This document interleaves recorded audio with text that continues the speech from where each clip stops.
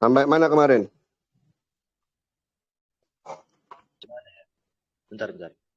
Wa kharaja bima dzukir ini ya. Bismillahirrahmanirrahim. Alhamdulillahirabbil alamin. Wassalatu wassalamu ala asyrofil anbiya'i wal mursalin. Wa ala alihi wa sahbihi ajmain amma ba'du. Qala al-musannif rahimahullahu ta'ala wa fa'ana bihi wa bi ulumihi wa ilmu fid dharaini amin. Wa kharaja bima dzukir mala lam yu'lam asakituna bil hukmi. Maka ada pengecualian nanti adalah kasusnya di mana ketika orang-orang yang sakitun, ya, orang-orang yang diam itu nanti nggak ngerti ada hukum yang sudah dicetuskan oleh sebagian yang lain. Faisal min mahalil ijma' as-sukuti. Maka bukan termasuk konsep ijma' as-sukuti. Kenapa? Ya karena nggak ngerti gitu loh. Dikatakan diam itu, kalau ternyata dia itu tahu, kemudian nggak komentar, itu namanya diam. Dia tahu ada yang komentar tentang sebuah hukum, tapi dia memilih tidak komentar. Nah itu yang semacam itu yang dimaksud dari sukut. Bukan nggak komentar sama sekali karena emang nggak ngerti gitu loh. Nah kalau emang sama sekali nggak mengerti, maka laisa bihujjah. Ihtimali ayla yakunu khodu fil khilaf ya. Karena bisa saja dia itu tidak komentar sama sekali, ya karena nggak tahu itu kan, sehingga nggak masuk dalam kasus perkhilafan. Wakilah hujatun li adami zuhuri khilafin fihi. Menurut hujjah karena tidak munculnya khilaf dalam permasalahan itu. Wakilah ghairu dzalik. Wa tarjihu adami hujjatihi min ziyadati wa wa ma'alahil aksar. Sedangkan pengunggulan mengenai ketiadaan hujjah itu merupakan tambahan dari saya. Karena kalau dari Imam Tajuddin As-Subkinya tidak melakukan konsep tarjih. Dan yang saya tarjih ini, ya, yang ditarjih oleh Syekh Zakaria Al-Ansari, itu memang pijakan dari aksar, ya, pijakan dari mayoritas ulama. Wa'aniktado kalamul asli tarjihan hujjatihi. Walaupun toh justru kalau kita telah kembali komentar dari Al-Asli, dari Imam Tajuddin As-Subki, itu malah cenderung mentarjih kehujahan dari konsep sukut yang karena dia itu nggak ngerti. Wa kharaja aidon, terkecualikan juga malawik tarona asukut bi amaratir ridho fa ijma'un qat'an. Kalau andaikan sukutnya itu alamatur ridho, berdiam dirinya itu memberikan sebuah petunjuk gitu ya, indikasi lah bahwasanya diamnya itu artinya adalah rela, sepakat, setuju atas pendapat tersebut, maka tentu saja sudah barang pasti itu masuk dalam konsep ijma. Au bi amarati sukhti, atau justru ada ciri-ciri kalau dia tuh nggak setuju. Jadi begitu mendengar kabar tersebut, dia mengernyitkan dahinya. Ketika dia mendengar kabar tersebut, dia terlihat tidak puas gitu ya. Walaisa bi ijma'in qat'an. Jadi ekspresi dari seorang mujtahid lain meskipun tidak berkomentar secara verbal, tapi kalau dilihat dari sepak terjang gerak-gerik ya, itu memberikan indikasi kalau nggak setuju, maka itu bisa menganulir adanya kesepakatan ijma. Bisa difahami maksud saya ya? Bisa. Wa ma law kana al-hukmu qat'iyan la ijtihadiyan aw lam yakun taklifiyan. Nahu amar afdalu min Hudzaifah au aksuh.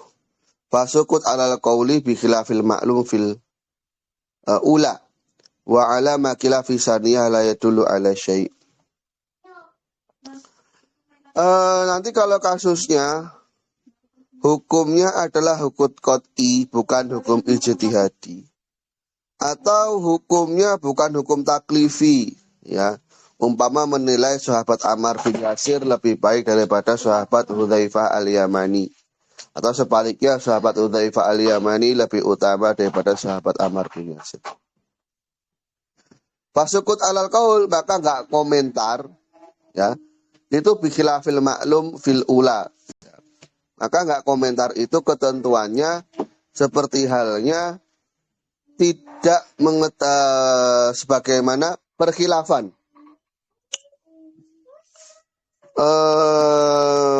Fasukut alal qauli bi khilafil ma'lum fil ula wa ala makilafis saniyah la yadullu ala syai'. Jadi sukut atas qaul, jadi tidak berkomentar meskipun toh tidak mengetahui dalam konsep yang pertama, ya. Jadi bi khilafil ma'lum meskipun toh dia nggak tahu gitu, ya. Wa alamakila fisaniyah, atau berdasarkan sesuatu yang tidak taklifi, laya dulu alai syai', tidak bisa menunjukkan apa-apa, karena memang ranah dari ijtihad itu ranah dari ijma itu pada sesuatu yang ranahnya ijtihadiyah. Nah, ranah yang ijtihadiyah itu bukanlah sesuatu yang qot'i, melainkan sesuatu yang sifatnya dhonni. Dan juga skalanya harus skala yang taklifi, ada pembebanan syariat kepada seorang mukallaf. Wa ma law lam yamdi zamanu muhlatin nadhari adatan fala yakunu dzalika ijma'an. Nah, begitu juga kasusnya nanti ketika belum melewati masa yang memungkinkan untuk menelaah, untuk menalar, untuk mencetuskan hukum pada rentang waktu itu pada umumnya, maka tidak bisa dianggap sebagai sebuah ijma. Ya harus dikasih waktu dulu untuk mentelaah dalilnya, asbabul wurudnya, asbabun nuzulnya. Setelah aspek-aspek itu memungkinkan untuk dikerjakan pada rentang waktu tertentu, yang memang umumnya pada waktu itu bisa menelurkan hukum, barulah nanti ijma itu akan jatuh, baik dalam konsep sukuti, ya maksudnya dalam konsep yang sukuti, ya, dalam konsep yang sukuti. Mas'alatun al-asahu imkanuhu ay al-ijma. Jadi ijma itu adalah sesuatu yang memang mungkin untuk terjadi. Jadi kan kemarin, ya, sudah kita singgung, yang namanya ijma itu kan konsensus atau kesepakatan dari para pakar hukum yang memang tugasnya adalah menelurkan hukum di sana. Jadi selain mereka itu sebagai yuridis, penelaah hukum, tapi mereka juga sebagai legislator, ya, yang menentukan hukum ini cocok atau sesuai atau tidak dalam realitanya. Nah, wakila la yumkinu adatan, menurut Kil secara adat ijma itu nggak mungkin terjadi. Kal ijma ala aqitu amin wahid wa qauli kalimatin wahid fi waqtin wahid. Ini menurut Kil. Fakulna hadza la jami'a lahum alaihi.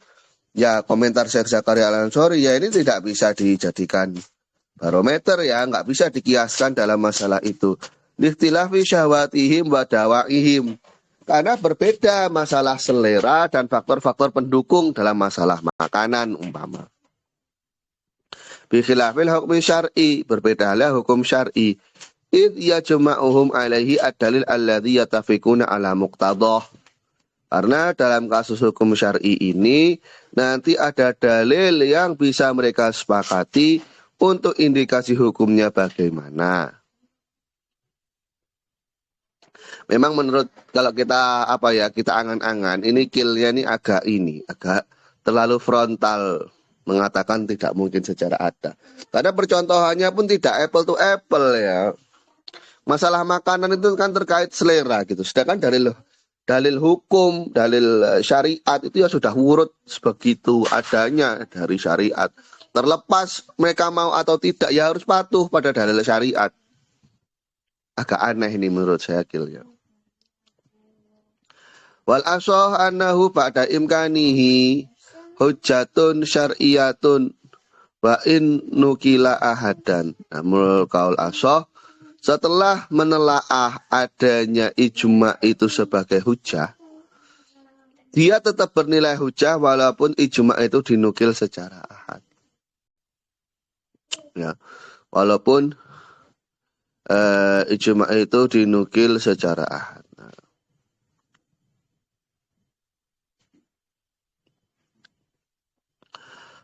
Menurut firman Allah Ta'ala, ya menurut firman Allah Ta'ala itu bisa dilihat. Di situ tawa ada fiha ala itba'i gharisabil mu'minin. Allah itu memberikan ancaman untuk tidak mengikuti selain jalan orang-orang yang beriman. Sehingga wajib untuk mengikuti pendapat dari mereka, ucapannya, pekerjaannya, sehingga ini hujjah. Tapi di sini memang konsepnya adalah apa yang diaplikasikan atau diafirmasi oleh keseluruhan orang mukmin. Jadi nilai-nilai yang sudah disepakati bersama, gitu ya. Kalau di hadisnya itu apa? Man yarahul muslim khair fa khair atau gimana itu saya lupa. Sesuatu yang dilihat oleh seorang muslim itu baik, maka Allah juga akan menilai itu baik gitu. Wa qila la liqauli ta'ala fa in tanazatum ila akhir ayat. Menurut tidak, kalau kalian berbeda pendapat dalam suatu hal maka kembalikanlah kepada Allah dan Rasulnya. Maka ini menunjukkan hal apapun itu kembali kepada kitab dan sunnah. Bantahannya enggak to the point ya, enggak tepat sasaran ini. Ini kan enggak munazaah, ini sepakat gitu loh. Kuna bakal kitab hujati kama mar'ani falo. Sudah jelas. Kalaupun toh kita terima dalil ini, kita kembalikan pada Al-Qur'an. Karena Al-Qur'an pun mengembalikannya kepada mukminin. Paham maksudnya? Kalaupun toh kita terima dalil sikil ini untuk kembali pada Al-Qur'an, ada ayat yang memerintahkan untuk kembali atas apa yang disepakati oleh orang mukmin. Wakilala tidak termasuk hujah innukila ahadan di anau qotiyun fala yasbutu bi khabaril wahid. Karena namanya ijma itu qot'i, maka tidak subut dengan khabar wahid. Berikutnya al-ijma al-qot'i wa dhanni wal asah annahu ba'da hujjatihi qot'iyun fiha ini tafaqol al-mu'tabiruna ala annahu ijma. Nah ini talafu fi dzalika kasukuti fa innahu dhanni. Menurut kaul asah, adanya ijma setelah disepakati dia itu bernilai hujjah, itu nilainya adalah qot'i. Jadi kan tadi ada khilaf, ada yang bilang dia hujjah, ada yang bilang bukan. Nah, untuk yang bilang hujjah, menurut versi asahnya, dia adalah dalil qot'i. Ya. Kalau memang orang-orang yang dianggap di sana itu memang sudah disepakati ya pendapatnya sebagai nilai ijma. Bukan orang-orang yang di sana masih diperkhilafkan apakah bisa menjadi ijma atau tidak sebagaimana kasus Sukuti. Karena dalam kasus Sukuti itu kan khilaf apakah termasuk ijma atau tidak. Jatuhnya itu nanti dhoni.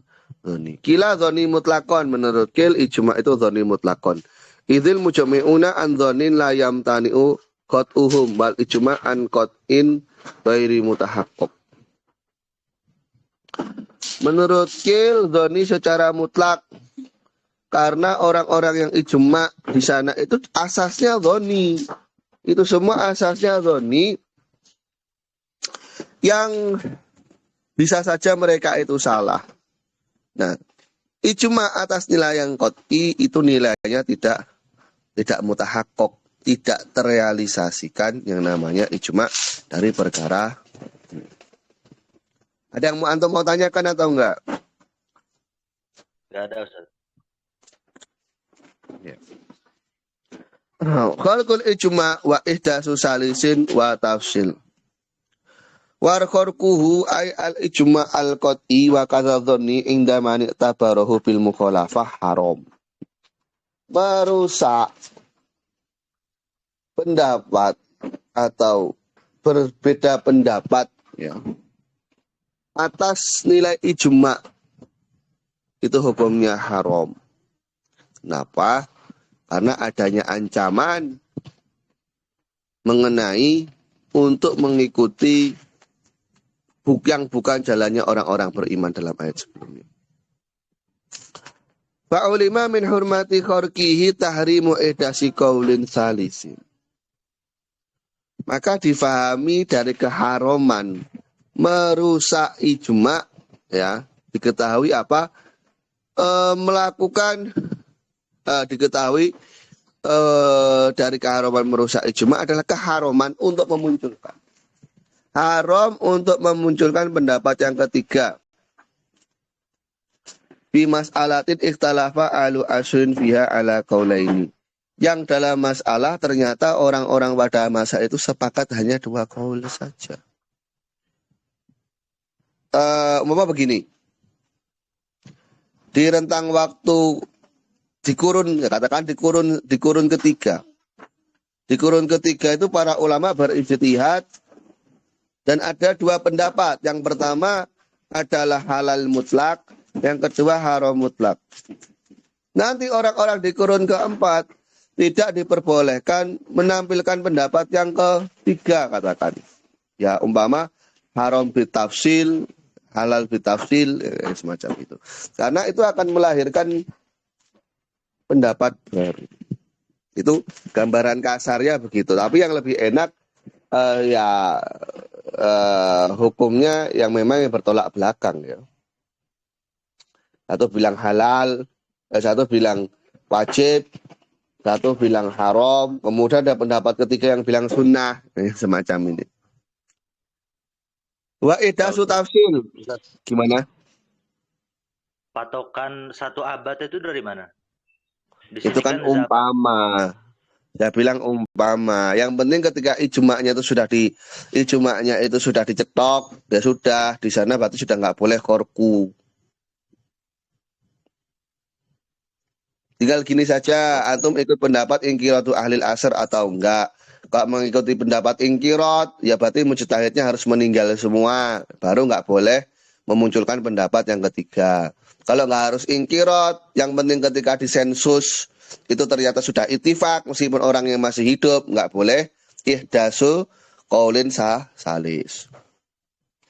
Oh iya, ya. Menampilkan tafsir sebagaimana yang tadi sudah disinggung ya, baina mas'alaini lam yufasil bainahuma ahli asr in kharaqahu. Jadi kalau andaikan menampilkan pendapat yang ketiga atau tafsiran yang ketiga itu bisa merusak ijma, itu hukumnya adalah haram. Kecuali kalau ternyata rinciannya itu hanya menjelaskan tapi tidak sampai merusak ijma, ya nggak apa-apa. Karena ternyata pendapat pertama dan pendapat kedua itu ternyata memungkinkan al-jam'u gitu. Ternyata mungkin al-jam'u karena ternyata keharamannya itu tidak mutlak, kehalalannya tidak mutlak. Sehingga ditafsir itu sudah tepat karena hanya merinci dari 2 pendapat yang ada. Sebenarnya kalau masalah ini seingat saya juga cukup rinci ya dibahas di lumaknya Imam Abu Ishaq As-Syairazi. Nanti coba antum buka dan telaah sebagai bahan perbandingan. Wakila huma khariqani mutlaqon di anal ikhtilaf ala qaulaini yastalzimu al-ittifaq ala imtina'il udul anhuma. Menurut Kil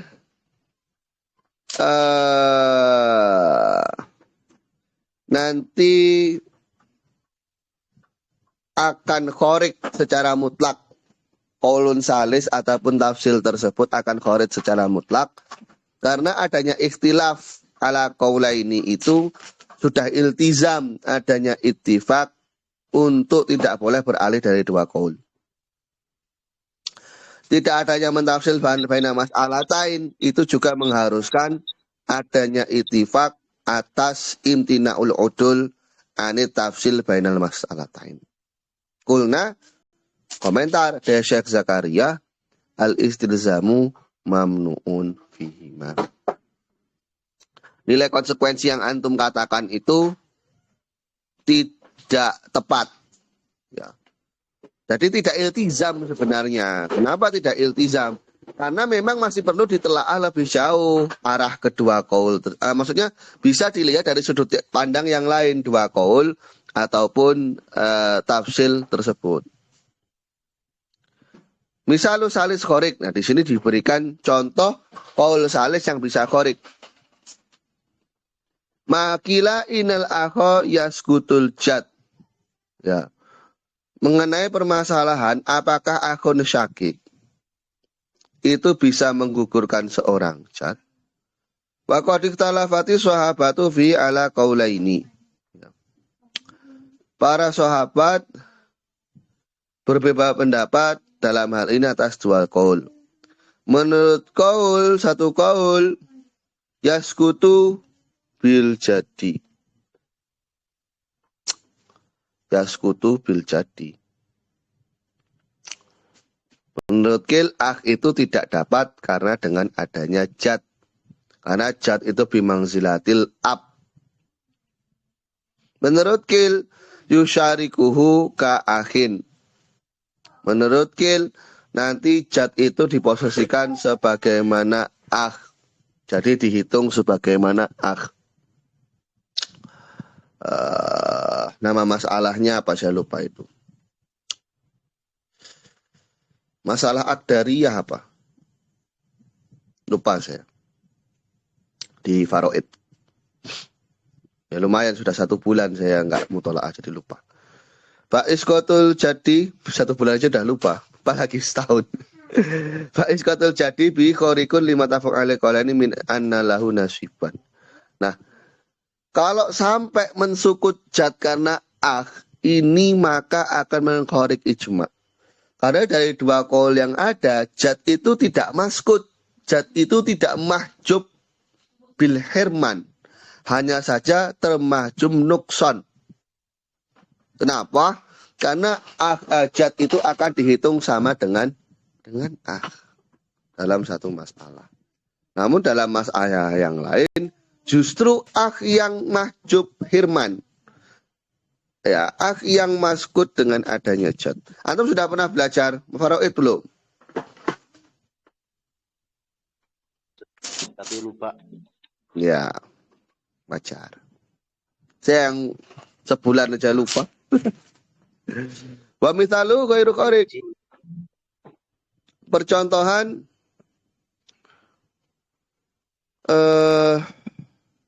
percontohan yang tidak sampai merusak ijma.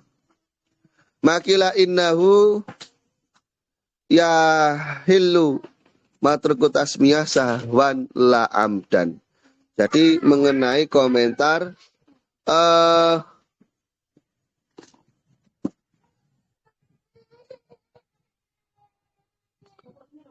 mengenai apakah boleh tidak membaca basmalah karena unsur lupa ataupun karena unsur sengaja. Ya. Ini yang menjadi pijakan Hanafiyah wakila yahilu mutlakon. Ini menjadi pijakan dari wa'ali asy-Syafi'i wakila yahrumu mutlakun. Fal fariku muwafiqun liman lam yufarik fi ba'di maqalahu. Jadi pendapat dari Hanafiyah yang mengatakan halal, ya, ini masih sesuai dengan pendapat Syafi'iyah yang mengatakan halal secara mutlak. Ya, karena dia juga mengatakan haram di satu sisi. Ini termasuk yang ghairu qorik. Jadi yahilu matruku tasmiyah sahwan, ya itu halal, tapi justru tidak halal kalau amdan. Hewan, ini kita membahas hewan sembelihan. Hewan sembelihan yang tidak dibacakan basmalah karena lupa itu halal. Tapi kalau secara sengaja tidak membaca basmalah, nilainya adalah haram. Pendapat dari Hanafiyah. Syafi'iyah halal mutlak. Menurut Kil haram mutlak. Nah, yang berbeda di sini itu masih cocok ya dengan yang tidak memberikan rincian dalam sebagian pendapat. Contoh yang tafsil yang korek.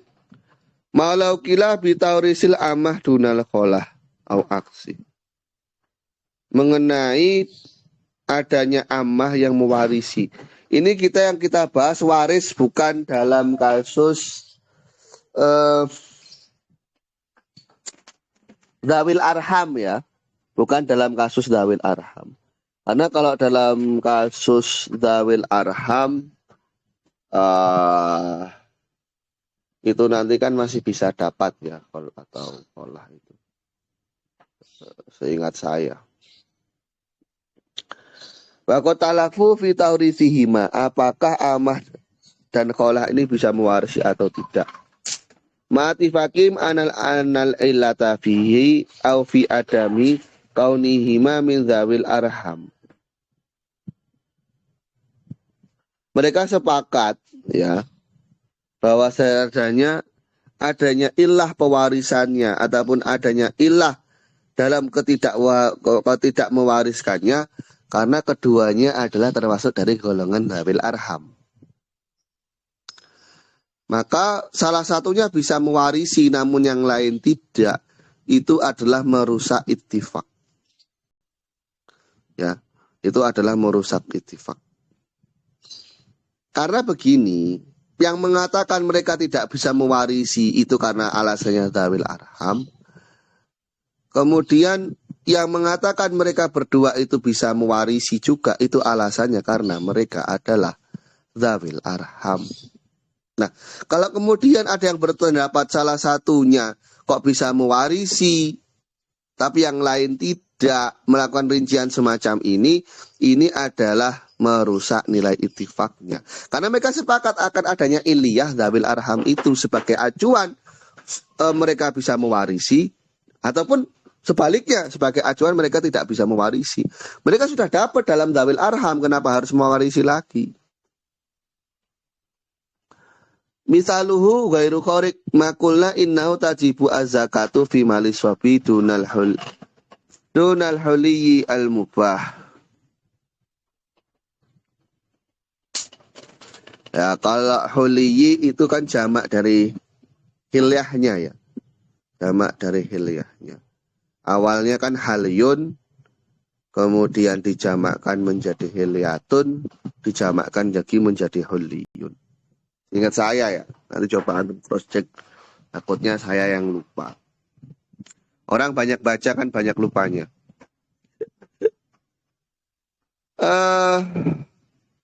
Percontohan yang tidak merusak. Makulna innahu tajibu az-zakah fi mali sobi dunal huli al-mubah. Jadi mengenai adanya kewajiban zakat pada malu sobi ketika sudah mencapai nisab. Ya, selagi malu sobi itu bukan merupakan perhiasan yang mubah. Menurut Kil wajib keduanya, menurut Kil tidak wajib keduanya. Fal mufassal muwafikun lam yufasil fi ba'di maqalahu. Kenapa tidak khorik?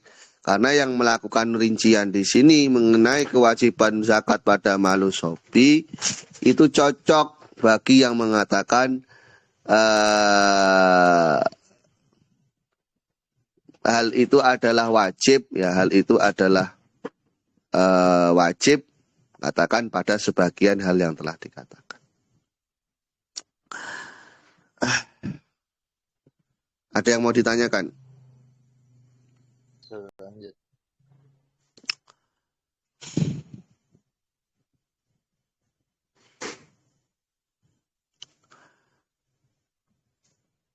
Berikutnya ihdatsu dalilil au ta'wilin au illah.